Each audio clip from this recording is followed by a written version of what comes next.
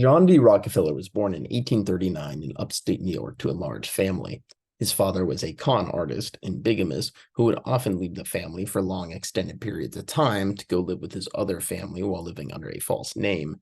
This contrasted sharply with John's mother, who was a devout Baptist, who was ashamed of her husband's debauchery, and she worked hard to keep her family together even though they struggled through poverty, which also meant frequent moves. When John was 14, they moved to Cleveland, Ohio, where he attended Cleveland Central High School, the first public school west of the Appalachians. After just 2 years there, he went on to the local commercial college to learn the trade of becoming an accountant. At 16, he got his first accounting job, working at a local produce distributor where he helped keep track of shipping costs. By this point, John had two main goals in life: make $100,000 and live to be 100. When he was just 20, John decided he wanted to start his own produce distribution business and formed a new partnership with a couple similarly aged coworkers. He didn't have enough for his third of the investment, so John approached his father, who currently happened to be present in his family's life, for a loan which he received to be paid with 10% interest. The launching of the produce business proved to be at an opportune time as the Civil War shortly broke out and the Union Army needed contracts filled for fruits and vegetables. While John's father had come through at the right time and played an instrumental part in beginning his son's business career, he saw his personality much more like his mother's. He detested his father's immorality and reacted by living a life of rigid adherence to Methodist teachings. He became an abolitionist and joined the new Republican Party and began living by the motto of gain all you can, save all you can, give all you can. The partnership quickly saw that the most lucrative contracts that the Union Army was giving out were for oil, which had skyrocketed 3,800% since the start of the war. They decided to pivot to refining oil into kerosene and purchased a cheap industrial lot in the Flats, a low-lying neighborhood in Cleveland along the banks of the Cuyahoga River. The Flats had been the initial location for downtown, but persistent flooding and waterborne disease caused them to relocate downtown to higher ground, and the Flats stayed empty until the refineries arrived. The engineering of the refinery was made possible by inviting chemist Samuel Andrews into the partnership. When John was 26, he bought out his old coworkers who had been the original partners and instead brought his brother William Rockefeller and fellow businessman Henry Flagler into the fold, having the partnership renamed as Rockefeller, Andrews, and Flagler. At this point in the 1860s, the primary use for crude oil was to refine it into kerosene and then ultimately discard 40% of the crude as byproduct, which companies would just pump into the rivers or create massive sludge piles. John despised this waste and instead aimed to sell and use all the byproducts produced. The additional sales of the byproducts caused their profit margin to surge beyond their competitors and was further aided by the beginnings of John's efforts for vertical and horizontal integration. Unhappy with the $2.50 cost for wooden oil barrels, John had the company purchase the barrel manufacturer and integrate them, bringing the cost of barrels down to just 96 cents. By the end of the Civil War, Cleveland was one of the five major refinery centers in America, along with Pittsburgh, Erie, Pennsylvania, New York City, and Buffalo, New York, all centered around the initial oil boom in Western Pennsylvania. In 1870, John abolished the partnership and formed the corporation Standard Oil, in which he owned 27% of the stock. Standard Oil then began an aggressive effort to acquire other competing small oil refiners in order to reach economies of scale and to take advantage of steep discounts up to 70% off transportation costs with the railroads if they agreed to ship a minimum number of train carloads full of oil a day. This rapid growth struck fear into other refiners, such as New York's Charles Pratt and Company, who began to complain about Standard's unfair business practices to the press. Eventually, pressures mounted for Congress to pass the Sherman antitrust law, which would make it illegal for monopolies to form, although Standard was spared from any regulatory action for the time being. In less than 4 months during 1872, in what is known as the Cleveland Massacre, Standard went on to acquire 22 of the 26 remaining rival refineries in Cleveland. 2 years later, in a secret deal, Charles Pratt and Company themselves fell to the power of Standard's pocketbook. John's tactic in convincing rivals to sell to him was simply to bring Standard's accounting books with him to the meeting and show them that the strength of his balance sheet was so much greater than theirs. If they didn't voluntarily sell, there would be other more painful ways to go. John did not see his aggression in business as him being a conqueror, but rather a savior, where Standard was there to buy up weak and struggling businesses and improve them so that the end consumer could ultimately obtain their oil for a lower price. This often meant using a variety of shipping methods, including the Erie Canal in summer months, to obtain the most economic price. Standard began toying with the idea of constructing pipelines to transport the oil, something that angered the Pennsylvania Railroad, Standard's primary carrier. In retaliation, the railroad began buying up some small refineries to enter the oil business as a rival. Standard responded by partnering with a number of other railroads to boycott the use of the Pennsylvania Railroad until they eventually caved and agreed to sell their oil business to Standard, who by 1880 was refining 90% of the U.S. oil. Following the invention of the light bulb and the gradual electrification of American cities, John led Standard's transition from kerosene to gasoline, refining to power the new gas engines on the market, and moved the company's headquarters from Cleveland to New York City in 1884. And at this time, his net worth stood at a cool $10 million. While Standard continued to dominate in the refining business, by 1901, shortly after John's retirement, a major oil field discovery was made at Spindletop in Texas, which Standard was slow to capitalize on, which allowed local Texas firms to fill the void and begin to seriously eat away at Standard's oil drilling market share. The two major Texas players that formed were Texaco, which was started by a group of the original prospectors, and Gulf Oil, which founded with the financial backing of the Mellons, a prominent Pittsburgh family dynasty. Despite this drop in market share, Standard Oil itself found itself squarely in the crosshairs of President Theodore Roosevelt's progressive reforms.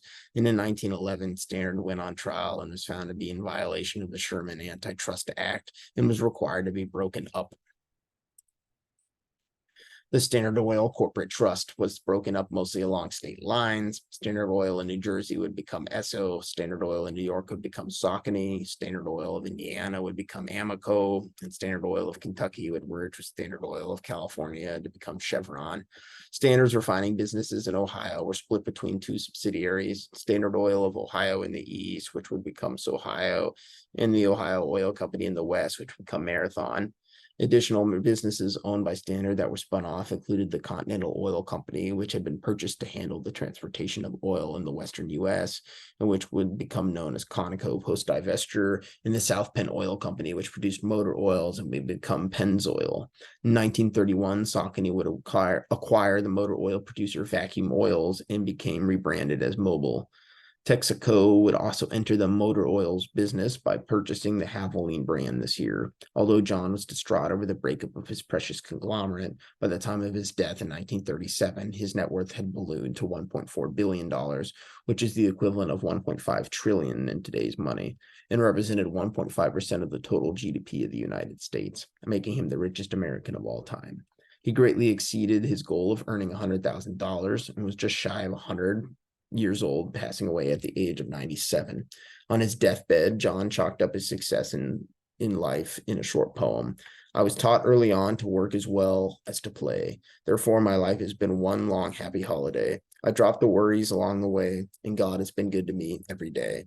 In addition to his business legacy, John D. Rockefeller was known for being an avid philanthropist, with possibly his most well-known donation being to the University of Chicago, turning it in from a small liberal arts college to a world-renowned institution.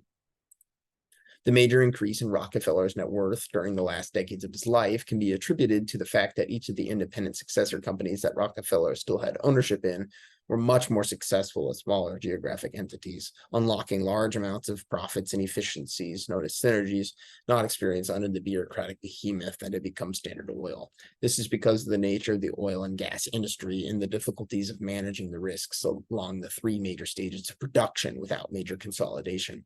Therefore, it is much easier for most firms to just focus on one of the three stages. The stages can be thought of like a river, beginning with upstream firms who drill for the oil.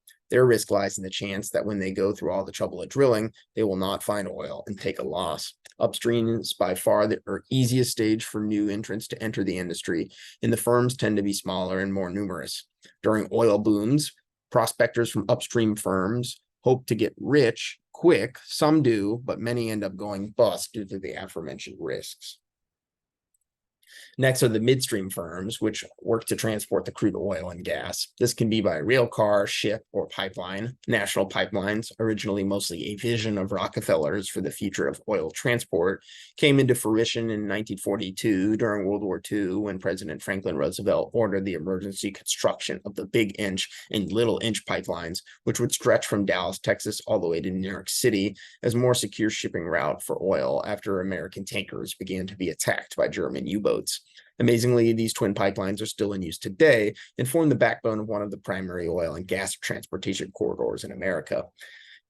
Today, despite Dallas being a very large city with a metropolitan area population of 7.6 million, it has no major natural source of fresh water and would not exist as a major population center if not for it being located strategically in the middle between the prominent oil and gas fields of Oklahoma and the Permian Basin in West Texas.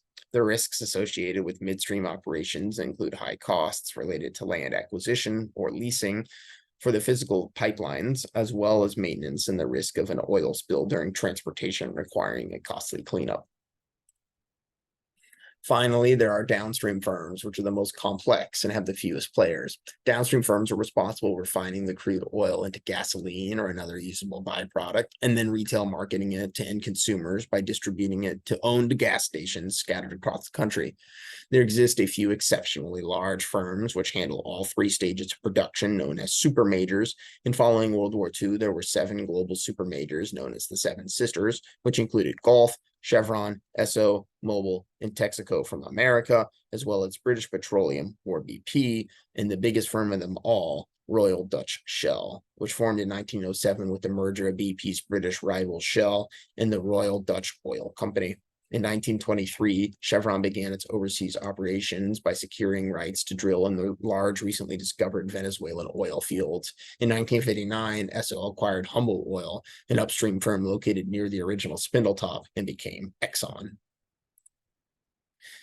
Back in 1917, young and ambitious oil prospector Frank Phillips discovered oil and gas on a plot of land near Bartlesville, Oklahoma, and he founded upstream firm Phillips Petroleum, which would become the lifeblood of the town.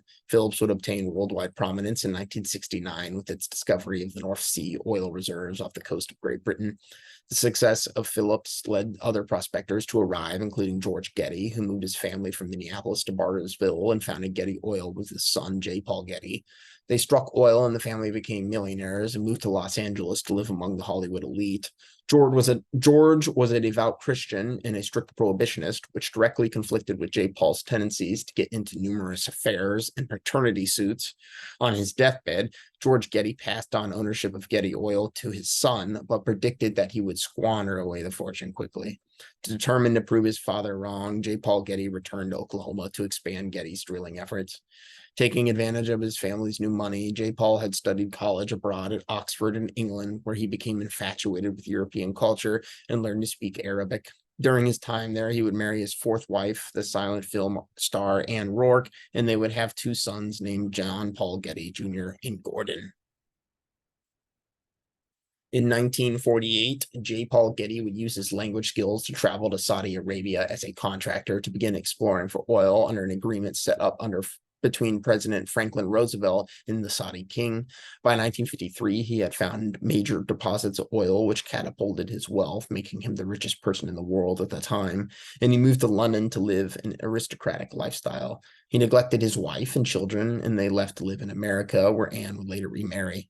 In 1966, Getty purchased refiner Tidewater Petroleum and put Gordon in charge. Gordon was a gifted classical music composer, but he put those dreams aside to reconcile with his father and show an interest in the oil business. John Paul Getty Jr., on the other hand, would not see his father for 12 years until one day he asked Gordon for a job at Tidewater, where his brother gave him one pumping gas at a service station. J. Paul Getty, being impressed with his son's positive attitude after being given a low-level position, decided to reach out to him and invite him to Europe to manage Getty's Italian division. There, John Paul Getty Jr. met and married Dutch actress Talitha Pohl. They had a well-publicized honeymoon in Morocco and joined the ranks of the counterculture, going on various culture trips around the world. During one of these trips to Thailand, the couple became addicted to heroin, and when J. Paul Getty found out his son was using drugs, he demanded he get clean, something he refused, and then he resigned from the company, choosing instead to live off his hefty annual trust fund allowance. 2 years later, Talitha died from a heroin overdose, and John Paul Jr. sank into depression and became a recluse living in a small village in southern Italy.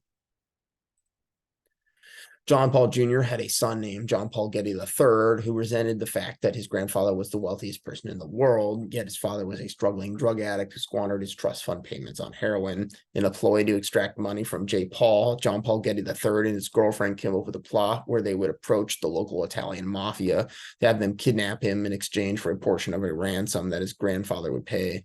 To his surprise, when the ransom was made for $17 million, J. Paul Getty refused the offer. This angered the mafia captors, who responded by cutting off one of John Paul Getty III's ears and mailing it to J. Paul as a threat.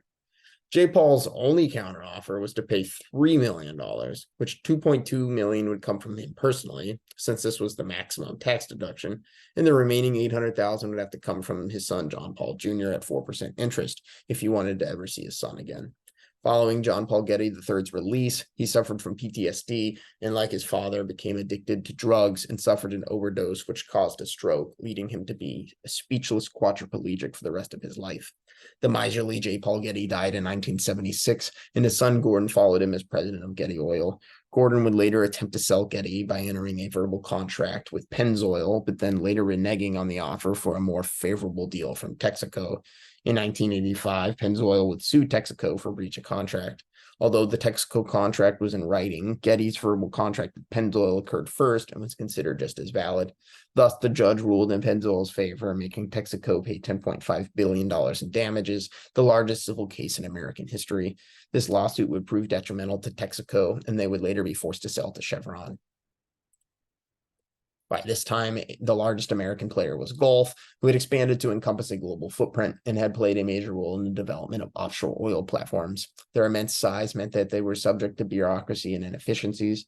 T. Boone Pickens, a geologist who was working for Phillips, recognized these same inefficiencies in a large midstream player known as Citgo, who was from nearby Tulsa, in which often partnered with Phillips. He left Phillips to join the corporate raiders craze of the day, where he formed his own company to participate in leveraged buyouts in order to purchase much larger companies than one could otherwise purchase with just equity. His first target was Citgo, who in an act of desperation appealed to Gulf to be alternatively bought by them. Gulf offered a generous offer of $63 per share, which Citgo accepted, and with these assurances turned around and bought back all the shares Pickens had purchased at $55 a share. Unfortunately for Citgo, Gulf reneged on its offer and the company's stock price plummeted, allowing Occidental Petroleum to swoop in and purchase it at a bargain price.